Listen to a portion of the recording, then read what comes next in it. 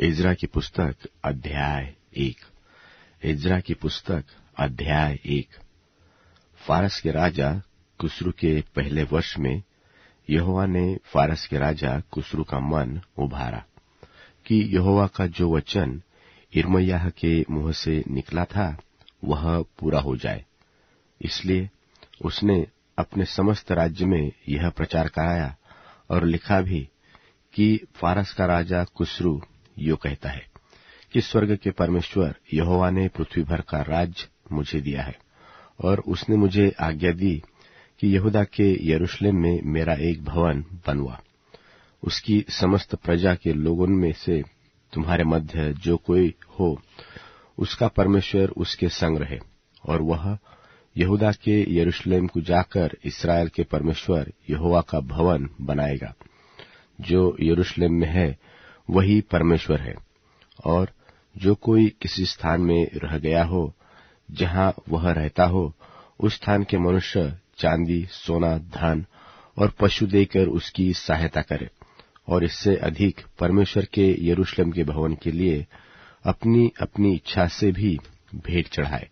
तब यहूदा और बन्यामीन के जितने पितरों के घरानों के मुख्य पुरुष और याजकों और लेवियों का मन परमेश्वर ने उभारा था कि जाकर यरूशलेम में यहोवा के भवन को बनाए।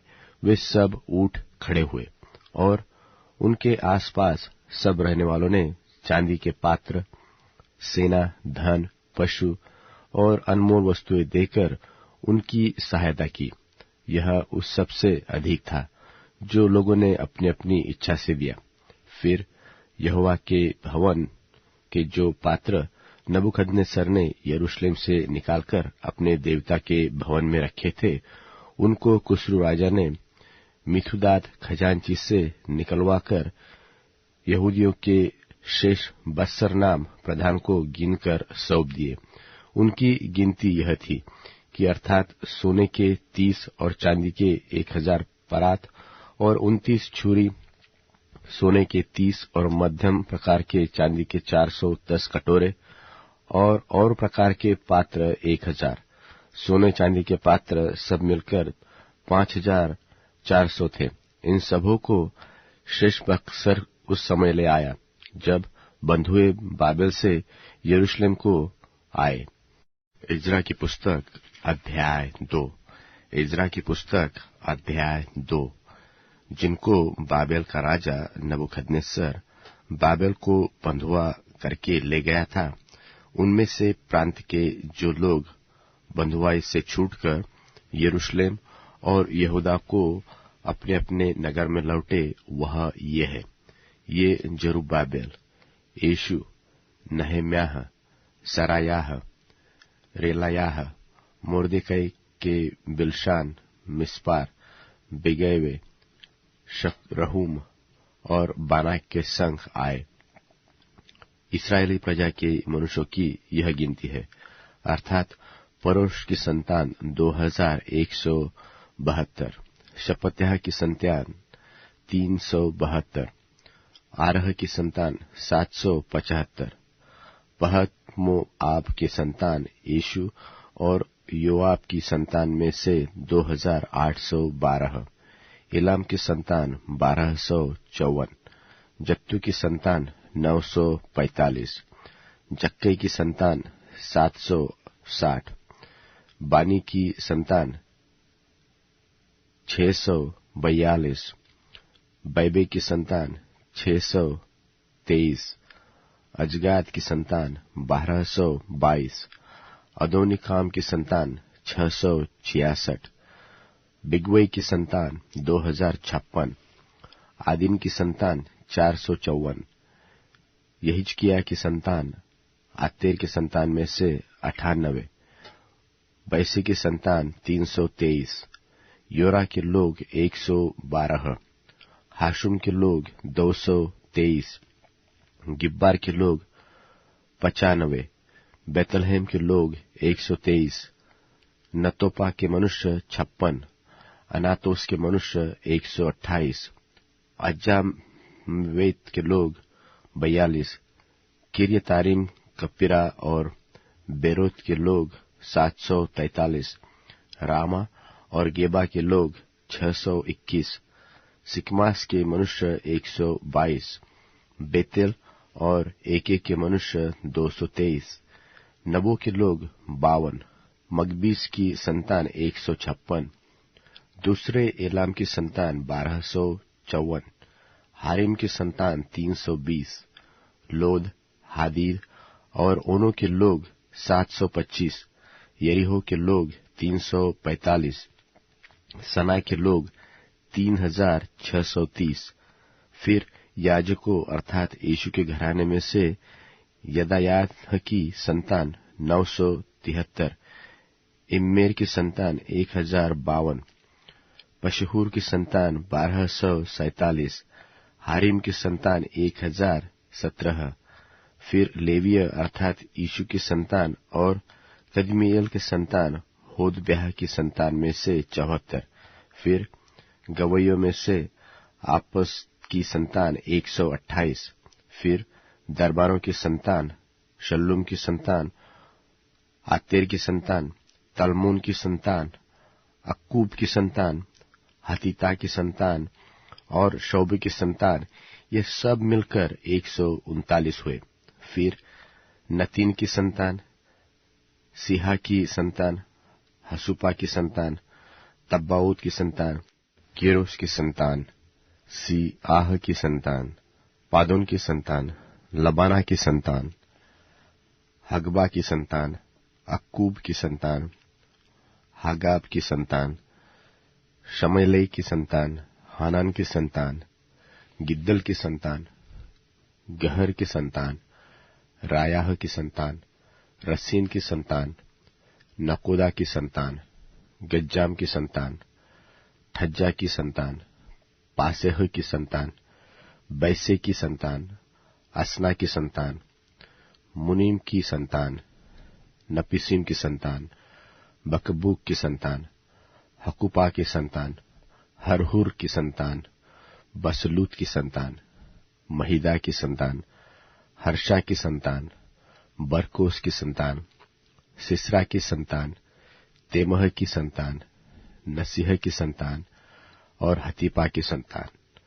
फिर सुलेमान के दासों की संतान, सौते की संतान, हसोपेरेत की संतान, परुदा की संतान, याला की संतान, दरकोन की संतान, गिद्देल की संतान, शपत्याह की संतान, हत्तील की संतान, पोक्रेतसबाईस की संतान और यामी की संतान, सब नतीन और सुलेमान के दासों की संतान 352 थे। फिर जो तेलमेलह, तेलहर्षा, करूब, अद्दान और इम्मेर से आए, परंतु वे अपने अपने पितरों के घराने और वंशावली न बना सके कि इस्राएल के हैं, वह ये है अर्थात दलायाह की संतान, तोबियाह की संतान और नकोद की संतान, जो मिलकर 652 थे। और याजकों की संतान में से हबायाह की संतान, हक्कोम की संतान और बर्जिल्लै की संतान, जिसने गिलादी बर्जिल्लै की एक बेटी को ब्याह लिया और उसी का नाम रख लिया था। इन सबों ने अपनी अपनी वंशावली का पत्र औरों की वंशावली की पोथियों में ढूंढा, परंतु वे न मिले। इसलिए वे अशुद्ध ठहरकर याजक पद से निकाले गए। और अधिपति ने उनसे कहा कि जब तक उरीम और तुम्मीम धारण करने वाला कोई याजक न हो, तब तक कोई परम पवित्र वस्तु खाने न पाए। समस्त मंडली मिलकर 42,360 की थी। इनके छोड़ इनके 7,337 दास दासियां और 200 गाने वाले और गाने वालियां थी। उनके घोड़े 736, खच्चर 245, ऊंट 435 और गधे 6,720 थे। और पितरों के घरानों के कुछ मुख्य पुरुष ने जब यहोवा के भवन को जो यरूशलेम में है आए, तब परमेश्वर के भवन को उसी के स्थान पर खड़ा करने के लिए अपनी अपनी इच्छा से कुछ किया। उन्होंने अपनी अपनी पूंजी के अनुसार 61,000 दरकमोन सोना और 5,000 माने चांदी और याजक याजकों के योग्य 100 अंगरखे अपनी अपनी इच्छा से उस काम के खजाने में दे दिए। तब याजक और लेवीय और लोगों में से कुछ और गवैये और द्वारपाल और नपीन लोग अपने नगर में और सब इस्राएली अपने अपने नगर में फिर बस गए। इज़रा की पुस्तक अध्याय 3। इज़रा की पुस्तक अध्याय 3। जब 7वां महीना आया और इस्राएली अपने अपने नगर में बस गए, तो लोग यरूशलेम में एक मन होकर इकट्ठे हुए। तब योसादाक के पुत्र यीशु ने अपने भाई याजकों समेत और शालतिएल के पुत्र जरुब्बाबेल ने अपने भाइयों समेत कमर बांधकर इस्राएल के परमेश्वर की वेदी को बनाया कि उस पर होम बलि चढ़ाए, जैसे कि परमेश्वर के भक्त मूसा की व्यवस्था में लिखा है। तब उन्होंने वेदी को उसके स्थान पर खड़ा किया, क्योंकि उन्हें उस ओर के देशों के लोगों का भय रहा, और वे उस पर यहोवा के लिए होम बलि अर्थात प्रतिदिन सवेरे और सांझ के होम बलि चढ़ाने लगे। और उन्होंने झोपड़ियों के पर्व को माना, जैसे कि लिखा है, और प्रतिदिन के होम बलि एक एक दिन की गिनती और नियम के अनुसार चढ़ाए। और उसके बाद नित्य होम बलि और नए नए चांद और यहोवा के पवित्र किए हुए सब नियत पर्वों के बलि और अपनी अपनी इच्छा से यहोवा के लिए सब स्वेच्छा बलि हरेक के लिए बलि चढ़ाए। 7वें महीने के पहले दिन से वे यहोवा को होम बलि चढ़ाने लगे, परंतु यहोवा के मंदिर की नेव तब तक न डाली गई थी। तब उन्होंने पत्थर गढ़ने वालों और कारीगरों को रुपया और सिदोनी और सोरी लोगों को खाने पीने की वस्तुएं और तेल दिया कि वे फारस के राजा कुस्रू के पत्र के अनुसार देवदार की लकड़ी लबानोन से जापा के पास के समुद्र में पहुंचाए। उनके परमेश्वर के भवन में जो यरूशलेम में है, आने के दूसरे वर्ष के दूसरे महीने में शालतिएल के पुत्र जरुब्बाबेल ने और योसादाक के पुत्र यीशु ने और उनके और भाइयों ने जो याजक और लेवीय थे और जितने बंधुआई से यरूशलेम में आए थे, उन्होंने भी काम को आरंभ किया। और 20 वर्ष व उससे अधिक अवस्था के लेवियों को यहोवा के भवन का काम चलाने के लिए नियुक्त किया। तो यीशु और उसके बेटे और भाई और कदमिएल और उसके बेटे जो यहूदा के संतान थे और हेनादाद के संतान और उनके बेटे परमेश्वर के भवन में कारीगरों का काम चलाने को खड़े हुए। और जब राजों ने यहोवा के मंदिर की नींव डाली, तब अपने वस्त्र पहने हुए और तुरहिया लिए हुए याजक और झांप लिए हुए आसाप के वंश के लेवीय इसलिए नियुक्त किए गए कि इस्राएलियों के राजा दाऊद की चलाए हुए रीति के अनुसार यहोवा की स्तुति करें। सो वे यह गाकर यहोवा की स्तुति और धन्यवाद करने लगे कि वह भला है और उसकी करुणा इस्राएल पर सदैव बनी है।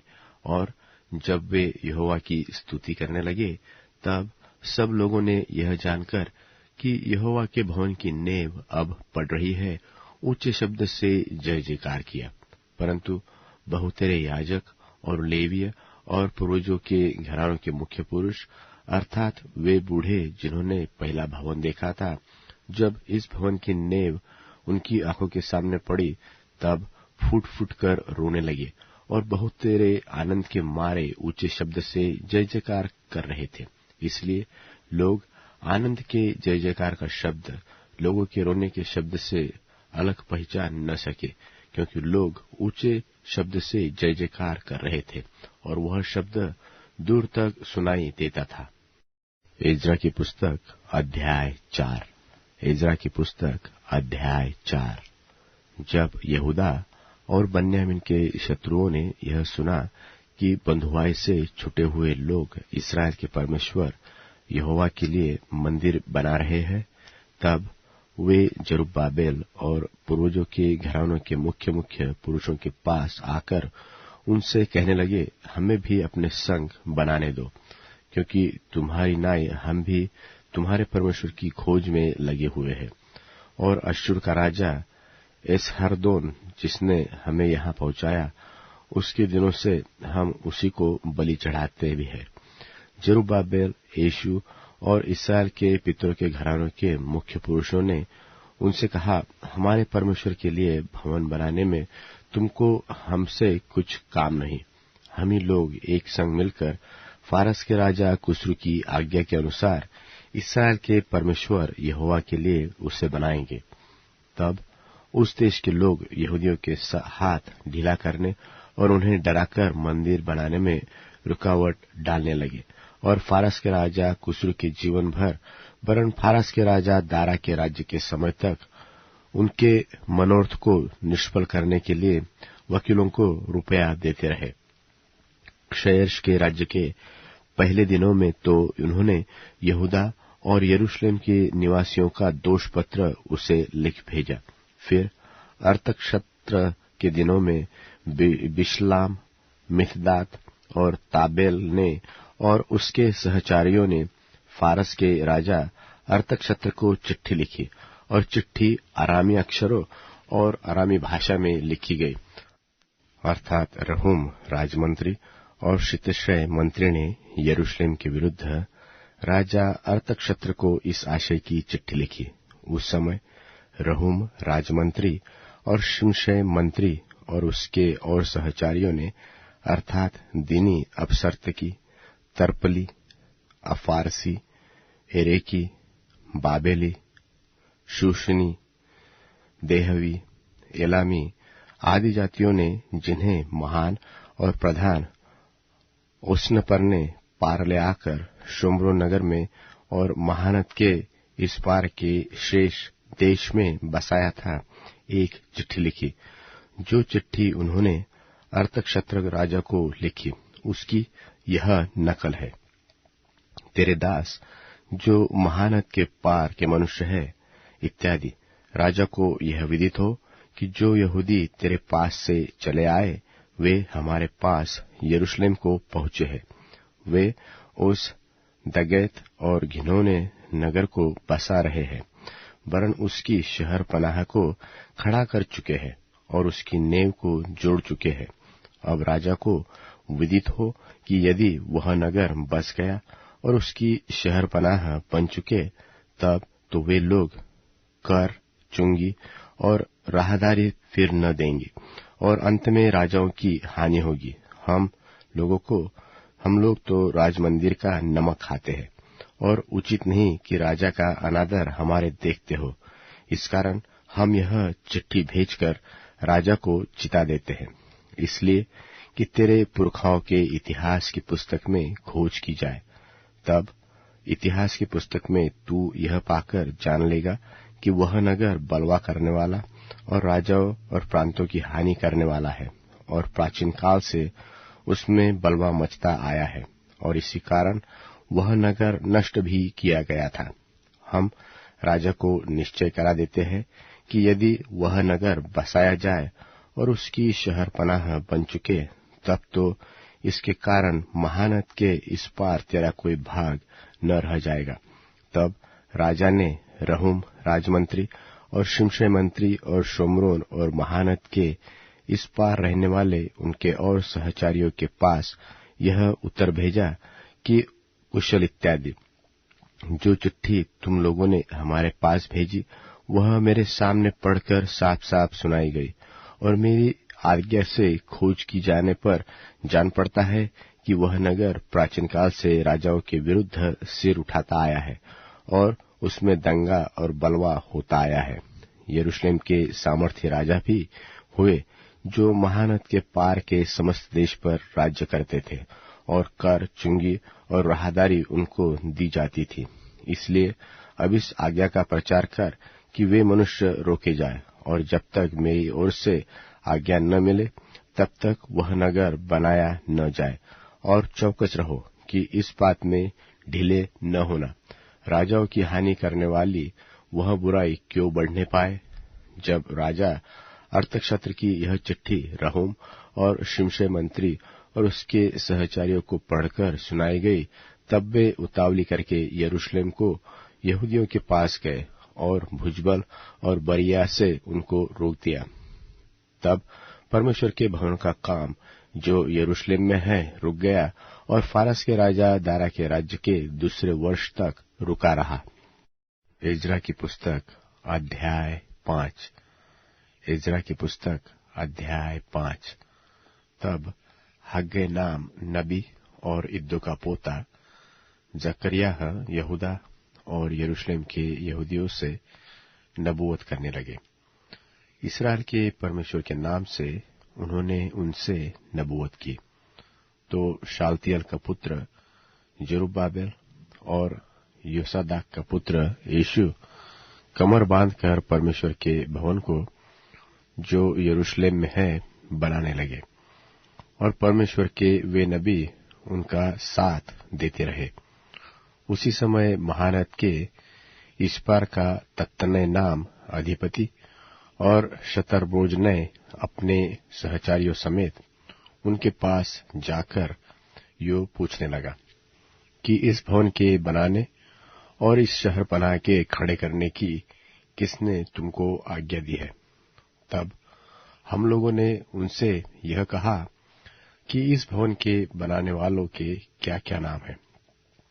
परंतु यहूदियों के पुरनियों के परमेश्वर की दृष्टि उन पर रही, इसलिए जब तक इस बात की चर्चा दारा से न की गई और इसके विषय चिट्ठी के द्वारा उत्तर न मिला, तब तक उन्होंने इनको न रोका।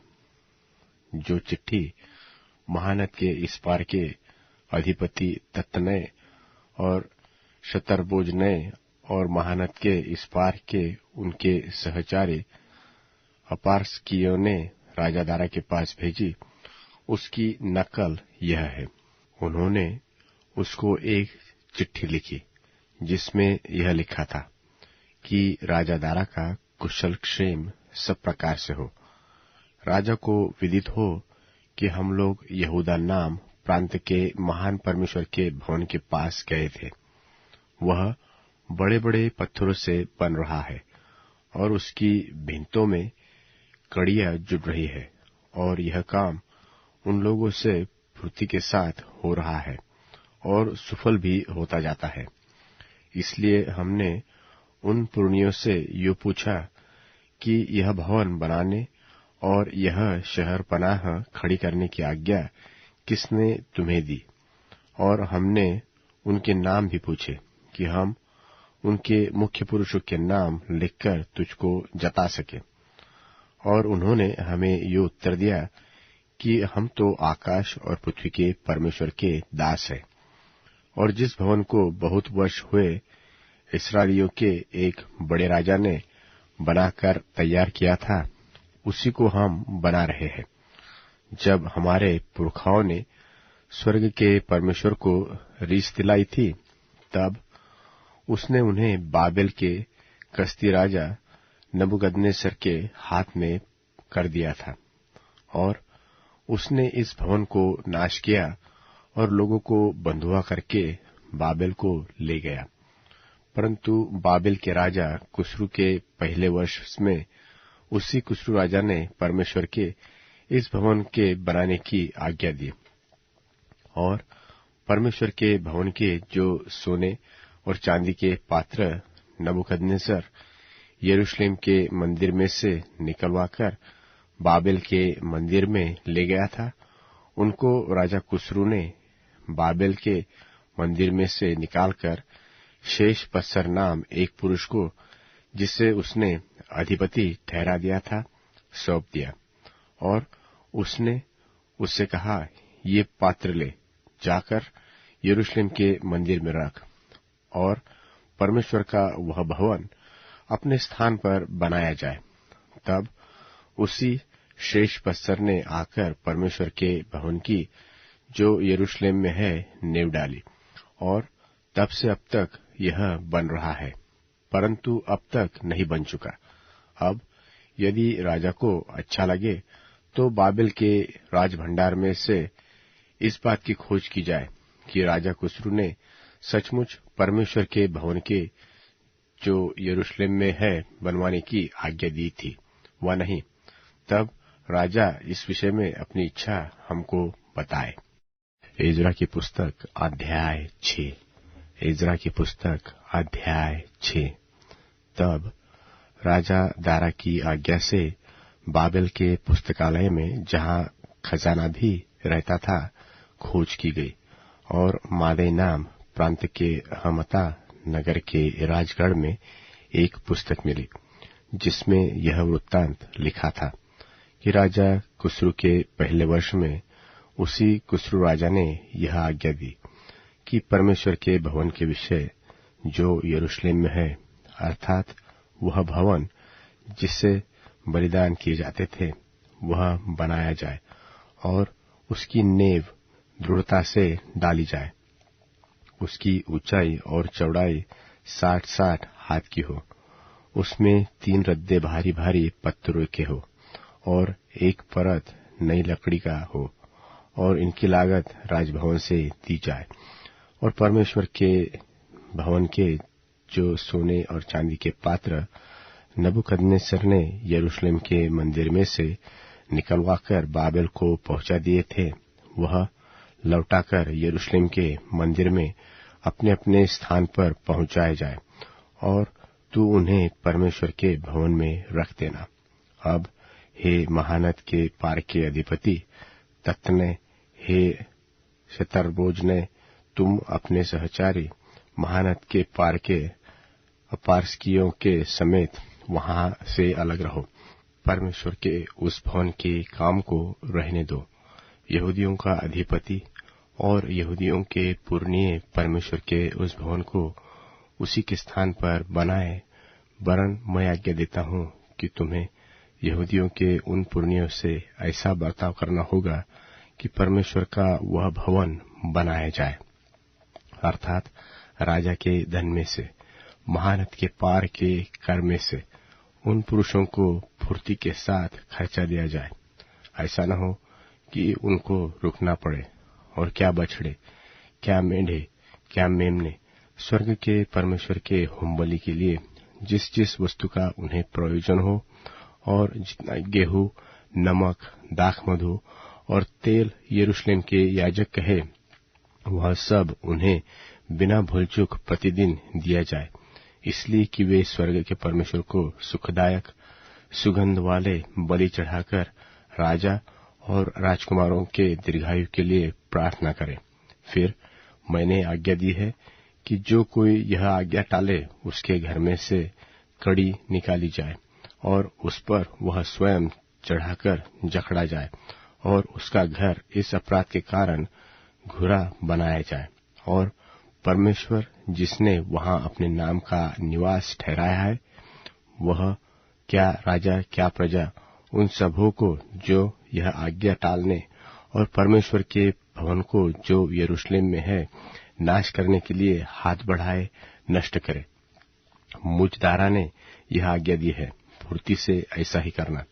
तब महानद के इस पार के अधिपति तत्ने और शतरबोजने और उसके सहचारियों ने दारा राजा के चिट्ठी भेजने के कारण उसी के अनुसार फुर्ती से काम किया।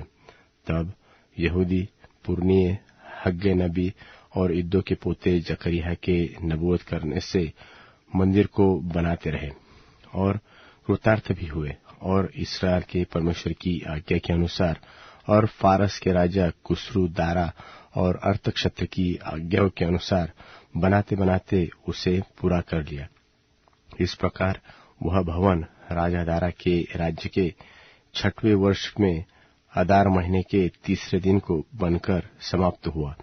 इस्राएली अर्थात याजक, लेविया और जितने बंधुआई में से आए थे, उन्होंने परमेश्वर के उस भवन की प्रतिष्ठा उत्सव के साथ की, और उस भवन की प्रतिष्ठा में उन्होंने 100 बैल, 200 मेढ़े और 400 मेमने, और फिर सब इसराइल के निमित्त पाप बलि करके इसराइल के गोत्रों की गिनती के अनुसार 12 बकरे चढ़ाए।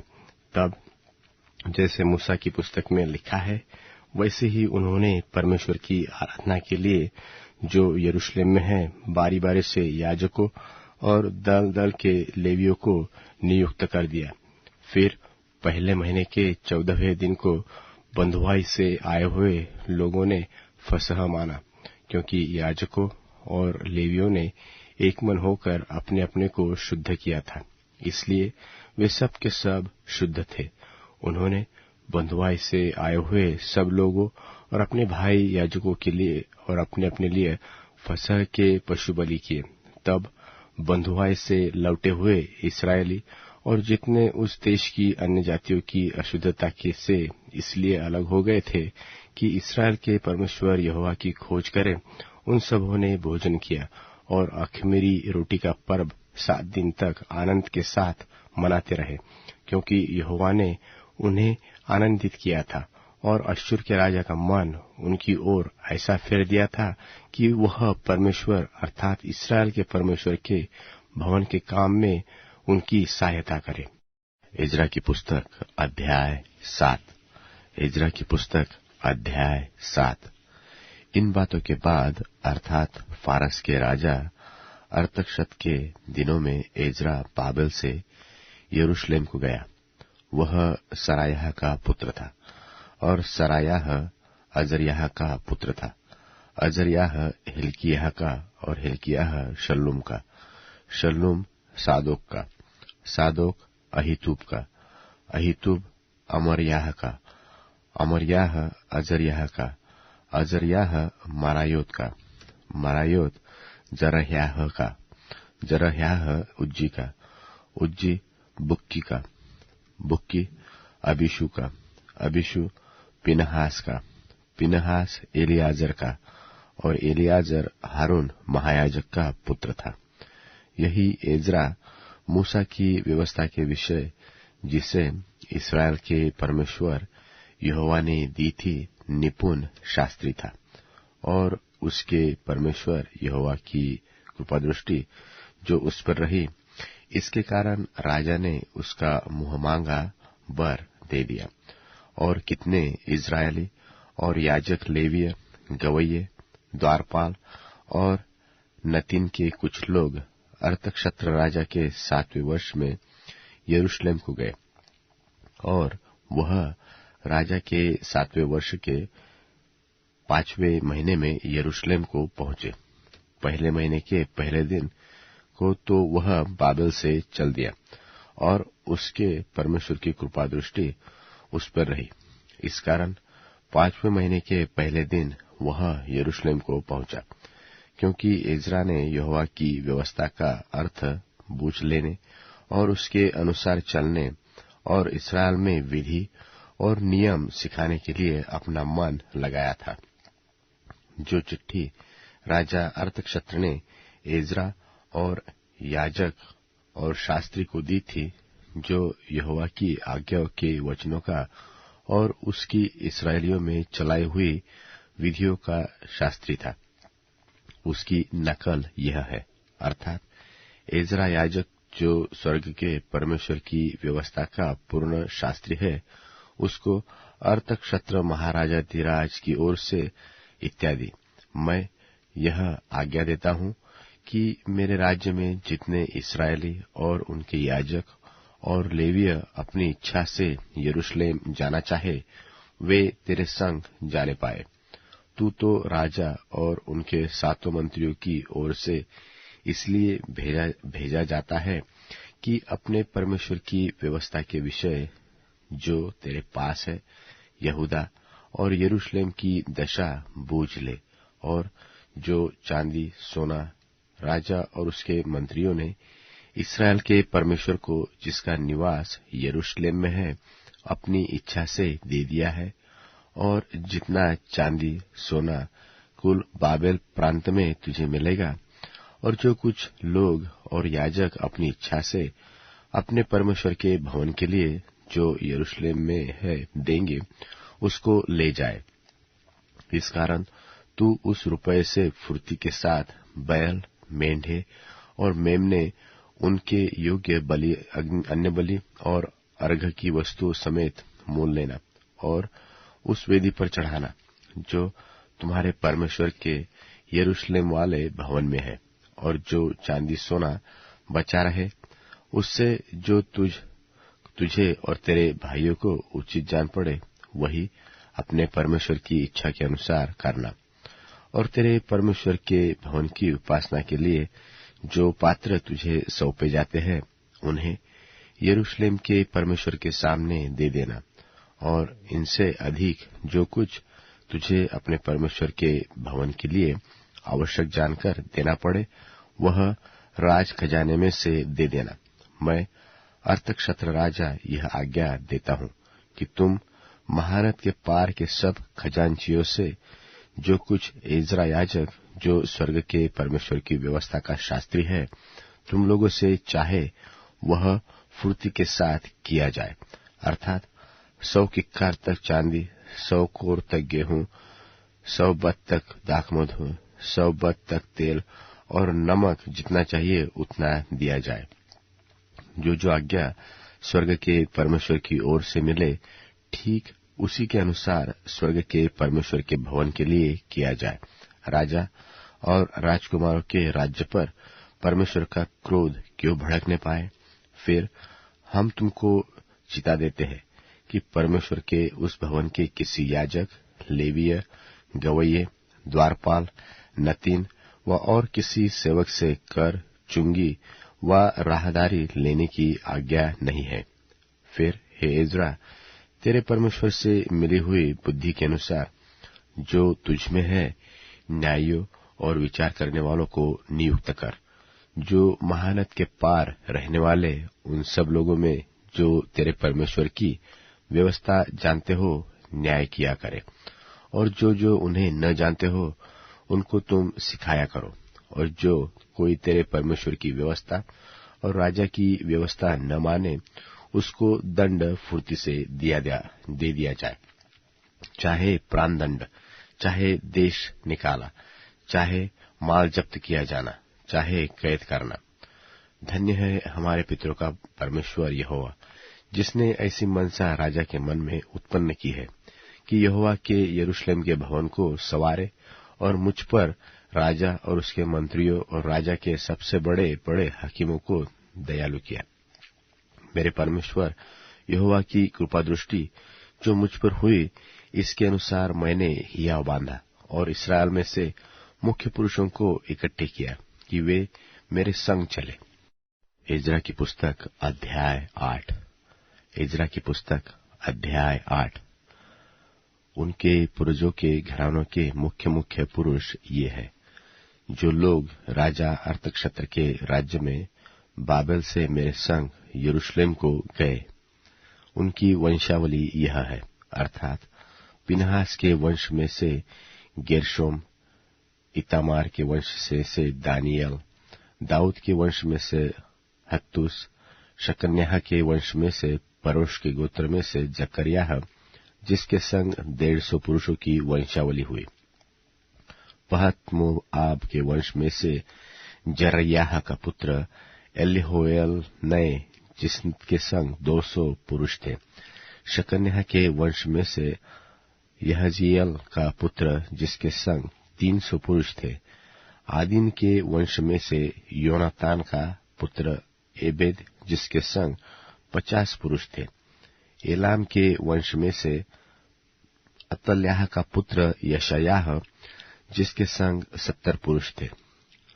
शपत्याह के वंश में से मिकाएल का पुत्र जबद्याह, जिसके संग 80 पुरुष थे।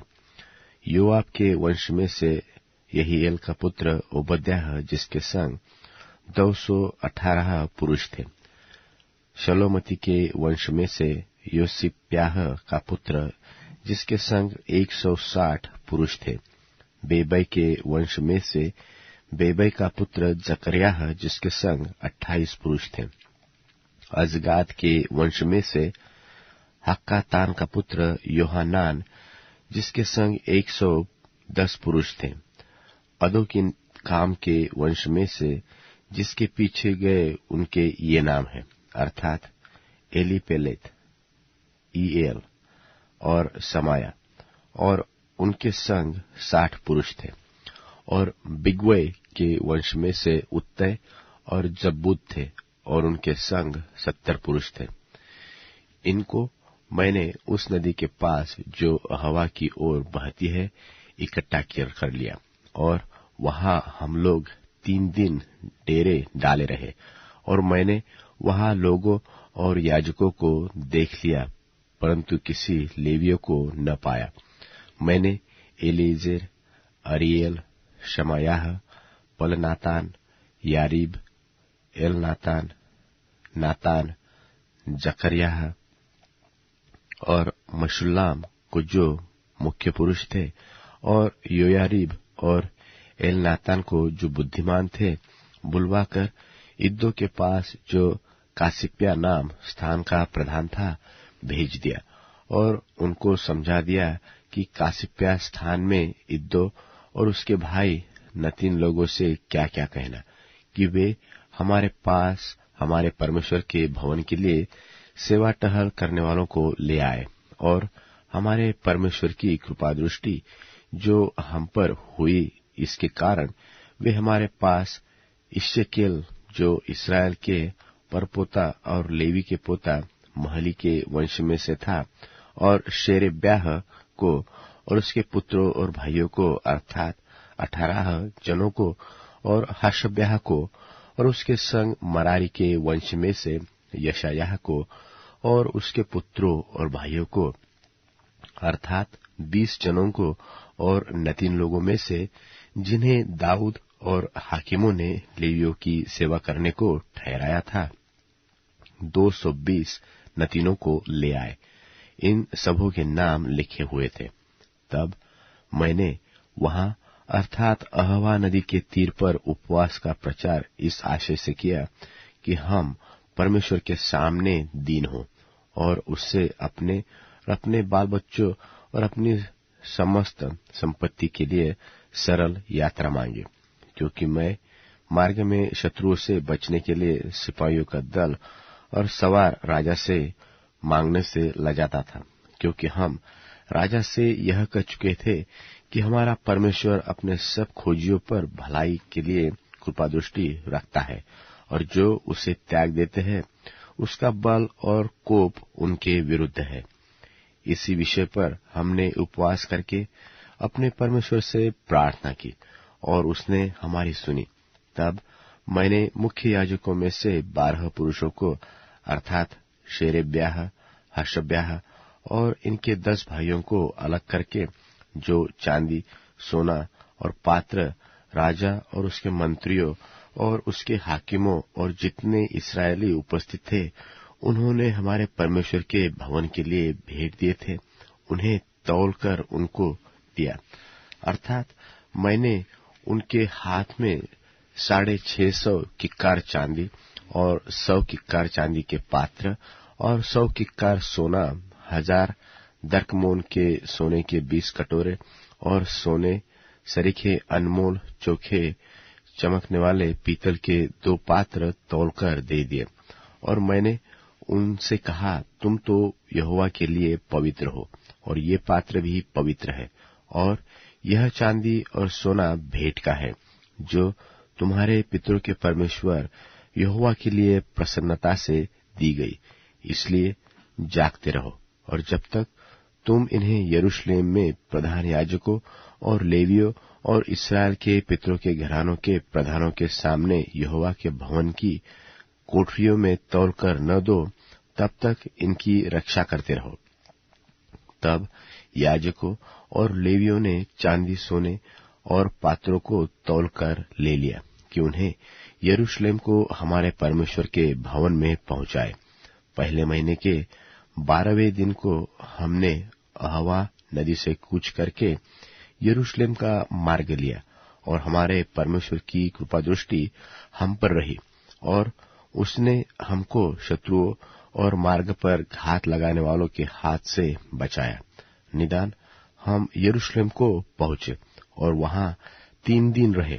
फिर चौथे दिन वह चांदी, सोना और पात्र हमारे परमेश्वर के भवन में उरिय्याह के पुत्र मरेमोत याजक के हाथ में तौलकर दिए गए, और उसके संग पिनहास का पुत्र एलियाजर था, और उनके संग यीशु का पुत्र योजाबाद लेवीय और बित्तुई का पुत्र नोअद्याह लेवीय थे।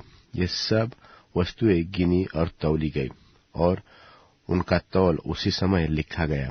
जो बंधुआई से आए थे उन्होंने परमेश्वर के इस्राएल के लिए होम बलि चढ़ाए, अर्थात समस्त इस्राएल के निमित्त 12 बछड़े, 96 मेंढे और 77 मेमने और पाप बलि के लिए 12 बकरे, यह सब यहोवा के लिए होम बलि था। तब उन्होंने राजा की आज्ञाएं महानद के इस पार के अधिकारियों और अधिपतियों को दी और उन्होंने इस्राएली लोगों और परमेश्वर के भवन के काम की सहायता की।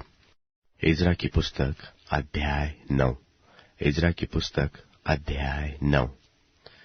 जब ये काम हो चुके तब हाकिम मेरे पास आकर कहने लगे, न तो इस्राएली लोग, न याजक, न लेवीय इन और के देशों के लोगों से अलग हुए, वरन उनके से अर्थात कनानियों, हित्तियों, परिज्जियों, यबूसियों, अम्मोनियों, मोआबियों, मिस्रियों और एमोरियों के से घिनौने काम करते हैं, क्योंकि उन्होंने उनकी बेटियों में से अपने और अपने बेटों के लिए स्त्रियां कर ली है और पवित्र वंश इस ओर के देश के लोगों में मिल गया है।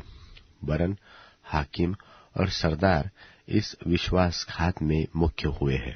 यह बात सुनकर मैंने अपने वस्त्र और बागे को फाड़ा और अपने सिर और दाढ़ी के बाल नोचे और विस्मित होकर बैठ रहा। तब जितने लोग इस्राएल के परमेश्वर के वचन सुनकर बंधुआई से आए हुए लोगों के विश्वासघात के कारण थरथराते थे, सब मेरे पास इकट्ठे हुए और मैं सांझ की भेंट के समय तक विस्मित होकर बैठा रहा।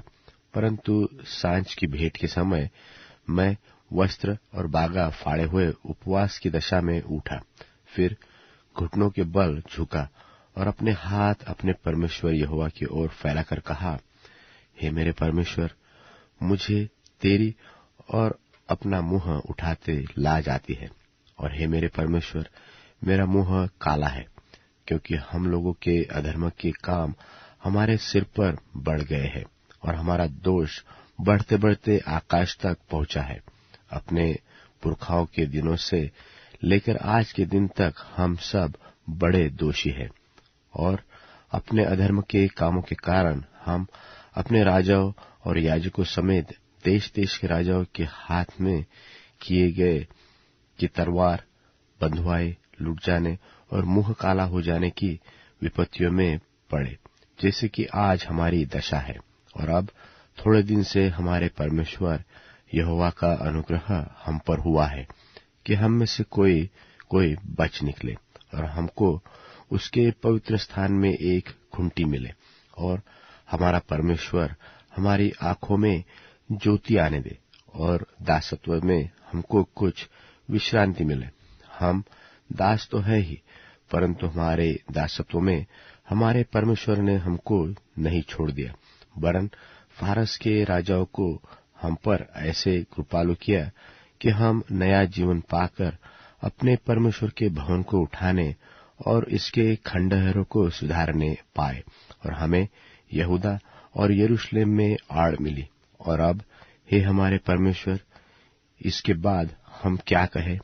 यही कि हमने तेरी उन आज्ञाओं को तोड़ दिया है जो तूने यह कहकर अपने दास नबियों के द्वारा दी कि जिस देश के अधिकारी होने को तुम जाने पर हो, वह तो देश देश की लोगों की अशुद्धता के कारण और उनके घिनौने कामों के कारण अशुद्ध देश है। उन्होंने तो उसे एक सिवाने से दूसरे सिवाने तक अपनी अशुद्धता से भर दिया है। इसलिए अब तू न तो अपनी बेटियां उनके बेटों को ब्याह देना और न उनकी बेटियों से अपने बेटों का ब्याह करना और न कभी उनका कुशल क्षेम चाहना, इसलिए कि तुम बलवान बनो और उस देश के अच्छे अच्छे पदार्थ खाने पाओ और उसे ऐसा छोड़ जाओ कि वह तुम्हारे वंश का अधिकार सदैव बना रहे। और उस सब के बाद जो हमारे बुरे कामों और बड़े दोष के कारण हम पर बीता है, जबकि हे हमारे परमेश्वर, तूने हमारे अधर्म के बराबर हमें दंड नहीं दिया, वरन हम में से कितनों को बचा रखा है। तो क्या हम तेरी आज्ञाओं को फिर से उल्लंघन करके इन घिनौने काम करने वाले लोगों से समधियाना का संबंध करें? क्या तू हम पर यहाँ तक कोप न करेगा जिससे हम मिट जाए, और न तो कोई बचेगा और न कोई रह जाएगा? हे इस्राएल के परमेश्वर यहोवा, तू तो धर्मी है, हम बचकर मुक्त हुए हैं। जैसे कि आज वर्तमान है, देख हम तेरे सामने दोषी है, इस कारण कोई तेरे सामने खड़ा नहीं रह सकता। एज्रा की पुस्तक अध्याय 10। एज्रा की पुस्तक अध्याय 10। जब एज्रा परमेश्वर के भवन के सामने पड़ा रोता हुआ प्रार्थना और पाप का अंगीकार कर रहा था, तब इस्राएल में से पुरुषों, स्त्रियों और लड़के वालों की एक बहुत बड़ी मंडली उसके पास इकट्ठा हुई, और लोग बिलक बिलक कर रो रहे थे। तब यहीएल का पुत्र शकन्याह, जो एलाम की संतान में का था, एज्रा से कहने लगा, हम लोगों ने इस देश के लोगों में से अन्य जाति स्त्रियां ब्याह कर अपने परमेश्वर का विश्वासघात तो किया है, परंतु इस दशा में भी इस्राएल के लिए आशा है। अब हम अपने परमेश्वर से यह वाचा बांधे कि हम अपने प्रभु की सम्मति और अपने परमेश्वर की आज्ञा सुनकर थरथराने वालों की सम्मति के अनुसार ऐसी सब स्त्रियों को और उनके लड़के बालों को दूर करे और व्यवस्था के अनुसार काम किया जाए। तू उठ, क्योंकि यह काम तेरा ही है और हम तेरे साथ हैं, इसलिए हिया बांधकर इस काम में लग जा। तब एज्रा उठा और याजकों, लेवियों और सब इस्राएलियों के प्रधानों को यह शपथ खिलाई कि हम इसी वचन के अनुसार करेंगे, और उन्होंने वैसी ही शपथ खाई। तब एज्रा परमेश्वर के भवन के सामने से उठा और एल्याशिब के पुत्र योहाना की कोठरी में गया, और वहां पहुंचकर न तो रोटी खाए न पानी पिया, क्योंकि वह बंधुआई में से निकल आए हो के विश्वासघात के कारण शोक करता था। तब उन्होंने यहूदा और यरूशलेम में रहने वाले बंधुआई में से आए हुए सब लोगों से यह प्रचार कराया कि तुम यरूशलेम में इकट्ठे हो, और जो कोई हाकिमों और पुरनियों की सम्मति न मानेगा और 3 दिन के भीतर न आए, तो उसकी समस्त धन संपत्ति सत्यानाश की जाएगी, और वह आप बंधुआई आए हो की सभा से अलग किया जाएगा। तब यहूदा और बन्यामीन के सब पुरुष 3 दिन के भीतर यरूशलेम में इकट्ठे हुए। यह तो 90 महीने के 20वें दिन में हुआ, और सब लोग परमेश्वर के भवन के चौक में उसके विषय के कारण और झड़ी के मारे कांपे हुए बैठे रहे। तब एज्रा याजक खड़ा होकर उनके कहने लगा, तुम लोगों ने विश्वासघात करके अन्य जाति स्त्रियां ब्याह ली, और इससे इस्राएल का दोष बढ़ गया है। तो अब अपने पितरों के परमेश्वर यहोवा के सामने अपना पाप मान लो और उसकी इच्छा पूरी करो, और इस देश के लोगों से और अन्य जाति स्त्रियों से न्यारे हो जाओ।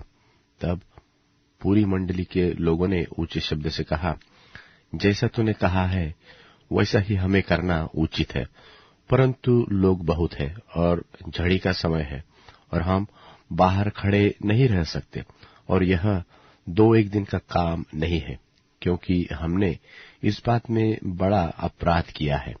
समस्त मंडली की ओर से हमारे हाकिम नियुक्त किए जाए, और जब तक हमारे परमेश्वर का भड़का हुआ कोप हम पर से दूर न हो, यह काम निपट न जाए, तब तक हमारे नगरों के जितने निवासियों ने अन्य जाति स्त्रियां ब्याह ली हो, वह नियत समयों पर आया करे, और उनके संग एक एक नगर के पुरनिये और न्यायी आए।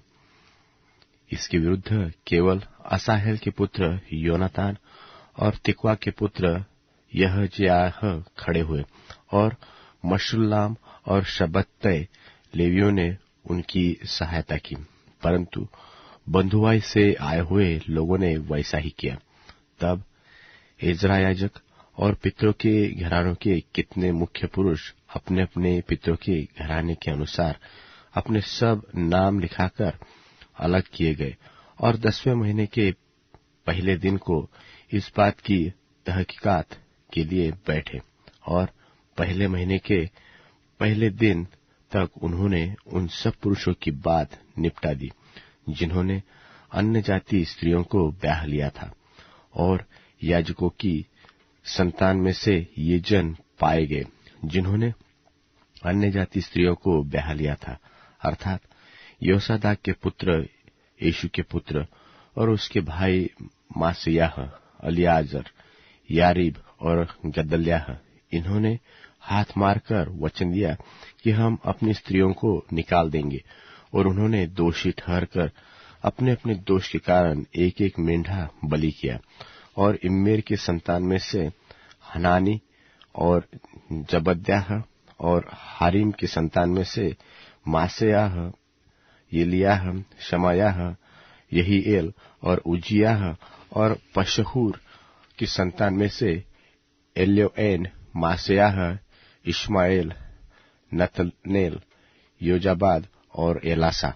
फिर लेवियों में से योजाबाद, शिमी, केलायाह जो कलिता कहलाता है, पतह्याह, यहूदा और एलियाजर। और गवैयों में से अल्याशीब, और द्वारपालों में से शल्लुम, तेलेम और उरी।